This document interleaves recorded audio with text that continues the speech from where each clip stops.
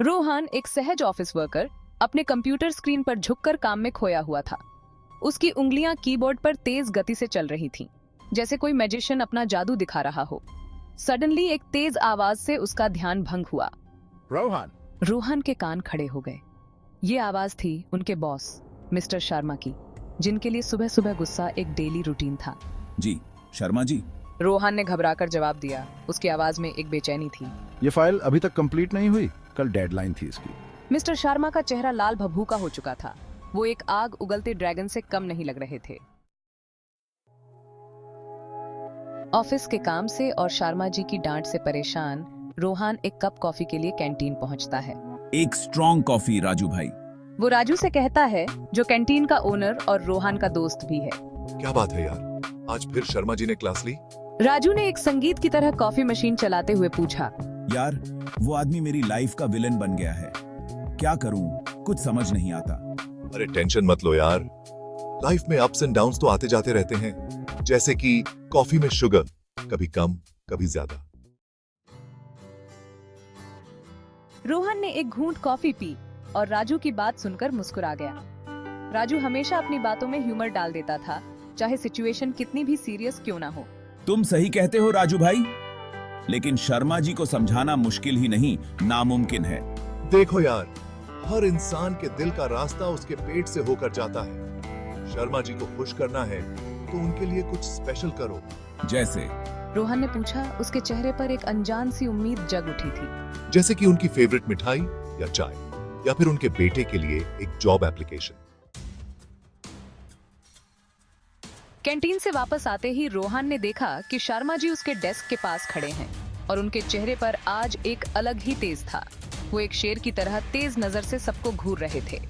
ऐसा लग रहा था जैसे आज कुछ बहुत महत्वपूर्ण होने वाला है। ऑफिस में एक अजीब सी खामोशी छाई हुई थी और सभी कर्मचारी अपने काम में व्यस्त दिखने की कोशिश कर रहे थे। रोहन।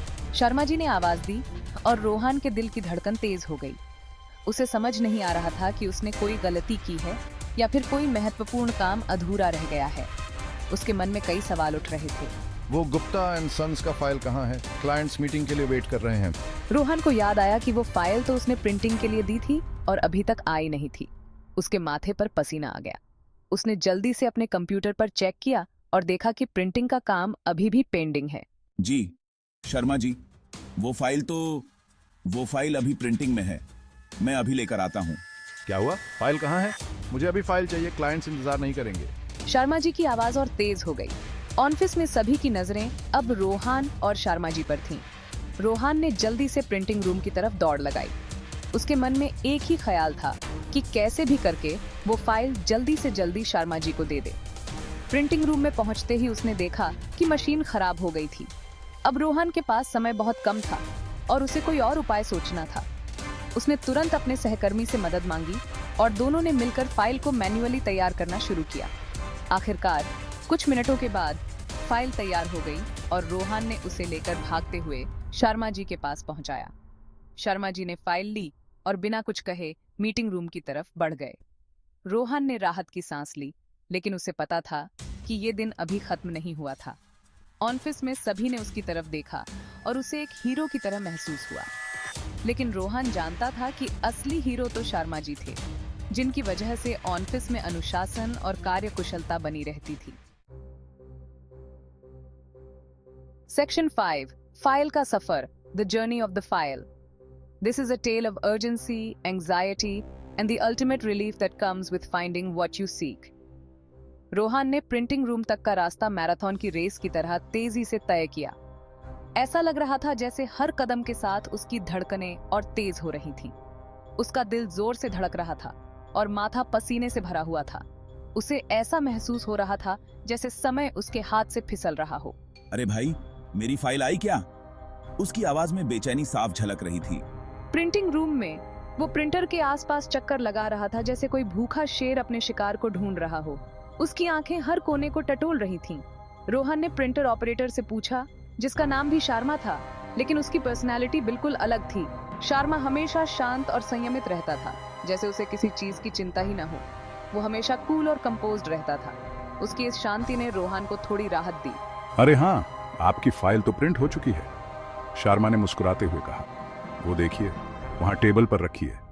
उसकी बात सुनकर रोहान की आंखों में चमक आ गई। रोहान ने टेबल पर नजर डाली तो उसकी जान में जान आई।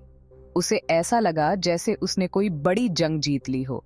उसकी फाइल वहां शांति से रखी हुई थी, जैसे कुछ हुआ ही ना हो। उस फाइल को देखकर रोहान के चेहरे पर एक संतोषजनक मुस्कान आ गई। यह फाइल उसके लिए सिर्फ कागज का टुकड़ा नहीं थी, बल्कि उसकी मेहनत और समर्पण का प्रतीक थी। उसने धीरे से फाइल उठाई और उसे अपने हाथों में महसूस किया।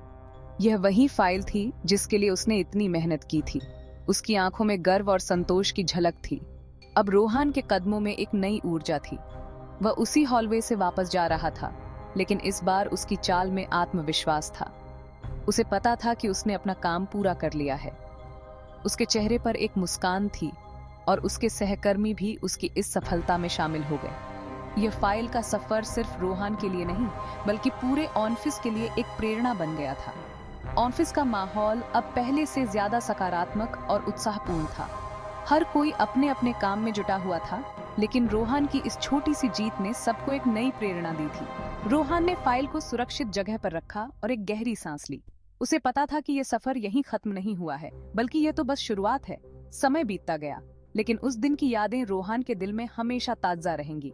यह फाइल का सफर उसे हमेशा याद रहेगा। उसने एक बार फिर घड़ी की ओर देखा और मुस्कुराया। उसे पता था कि उसने अपना काम समय पर पूरा कर लिया है और यह उसके लिए सबसे बड़ी उपलब्धि थी। ऑफिस का माहौल अब पहले से ज्यादा सकारात्मक और उत्साहपूर्ण था। हर कोई अपने अपने काम में जुटा हुआ था, लेकिन रोहान की इस छोटी सी